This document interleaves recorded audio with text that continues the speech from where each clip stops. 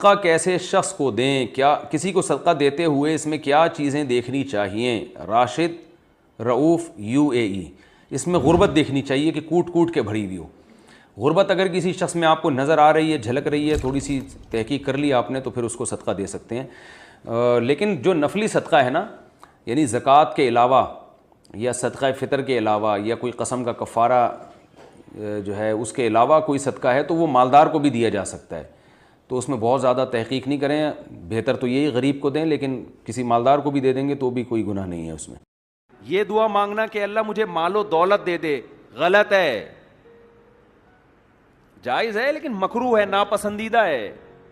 یہ دعا مانگو اللہ میرے رزق میں کشادگی عطا فرما دے۔ یہ دعا مانگنا کہ اللہ مجھے مال و دولت دے دے، غلط ہے۔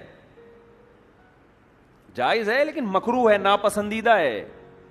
یہ دعا مانگو اللہ میرے رزق میں کشادگی عطا فرما دے۔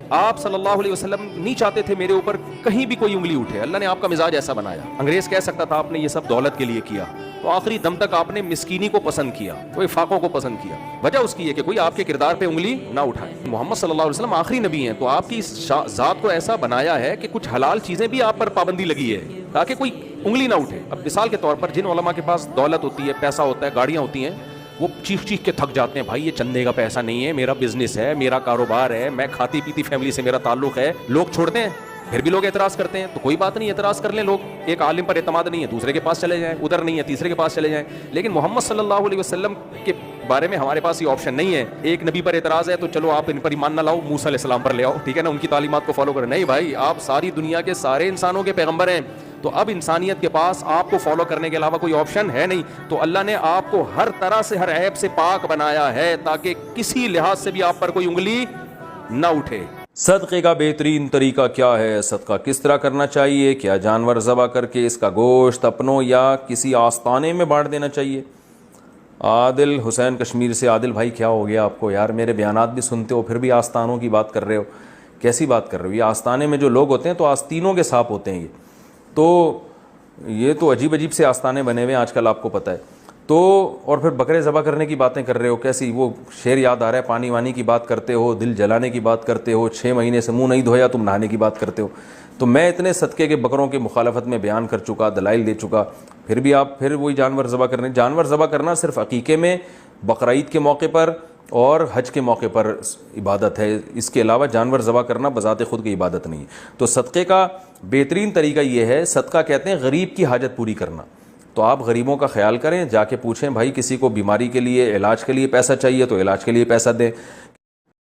حدیث میں آتا ہے اللہ سے یوں دعا نہ مانگو کہ اللہ اگر تو چاہتا ہے تو میری حاجت پوری کر دے، نہیں چاہتا تو رہنے دے، یہ نہیں مانگ، کیونکہ اللہ پہ زبردستی تو کوئی بھی نہیں کر سکتا۔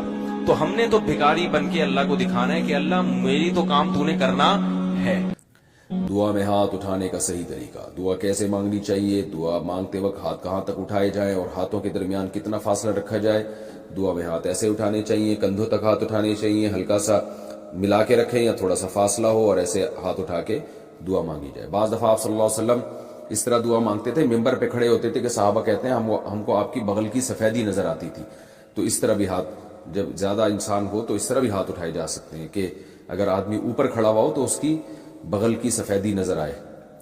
نماز کے بعد ہاتھ اٹھا کر دعا کریں یا بغیر ہاتھ اٹھائے؟ فرض نماز کے بعد اللہم انت السلام ومنک السلام تبارکت یا ذا الجلال والاکرام والی دعا ہاتھ اٹھا کر مانگیں یا بغیر ہاتھ اٹھائے پڑھیں۔ گل رانا کراچی سے۔ دیکھیں نبی صلی اللہ علیہ وسلم سے یہ ہاتھ اٹھائے بغیر پڑھنا ثابت ہے، ہاتھ اٹھانے کے ساتھ ثابت نہیں ہے، تو اس لیے یہ بغیر ہاتھ اٹھائے ہی پڑھنی چاہیے۔ تو میرے اور آپ کے دل میں شاید قدر نہ ہو، لیکن اللہ تو قدردان ہے، وہ اس عمل کی بہت زیادہ قدر کرتا ہے۔ اس لیے کہتے ہیں کہ افطار کے وقت دعائیں قبول ہوتی ہیں، تضرع کا وقت ہے، عاجزی کا وقت ہے، تو دعائیں خوب کثرت سے کیا کریں۔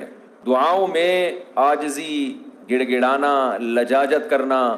نبی صلی اللہ علیہ وسلم نے فرمایا دعا رو کے مانگو، اور رونا نہ آئے تو رونے جیسی صورت بنا لو، صورت بنا لو رونے جیسی۔ ہمارے نبی نے ہمیں، کیونکہ اللہ کے سفیر ہیں نا، اللہ کا پیغام لے کر آئے، تو ہر چیز میں ہمیں گائیڈ کر دیا ہے۔ تو سب سے زیادہ دیکھو، اللہ سے محبت ایک دفعہ دل میں تھوڑی سی چنگاری پیدا ہو گئی نا, تھوڑا سا تعلق اللہ سے کنیکشن بحال ہو گیا, اس کا دنیا میں سب سے پہلا فائدہ ملتا ہے سکون.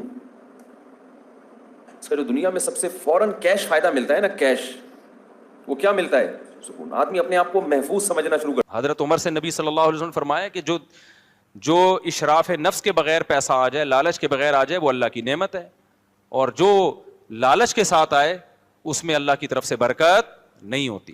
سمجھتے ہو کہ نہیں سمجھتے ہو؟ اللہ سے رزق حلال میں برکت مانگنی چاہیے, پھر اللہ دولت کی صورت میں دے دے یا غربت میں ہی اللہ برکت دے دے, وہ اللہ کی مرضی ہے. علماء نے منع کیا ڈائریکٹ دولت کبھی نہ مانگو اللہ سے, اللہ مجھے مال و دولت دے, یہ الفاظ ہی غلط ہے.